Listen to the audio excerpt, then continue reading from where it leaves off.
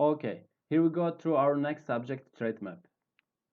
Trademap is an online platform developed by International Trade Center to show you customs transactions from 220 countries and territories. And you can find these information by searching through 5300 harmonized system codes. As you remember, we have studied harmonized system codes in Atesh's chapter, which we will get benefit while classifying products internationally.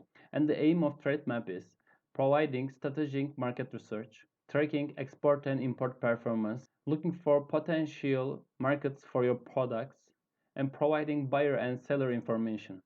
We are going to look for buyer and seller information with harmonized system codes or product name. And for the remaining subjects of TradeMap, like market research, I will explain them all in following courses. So now let's go to look for buyer and seller information through TradeMap.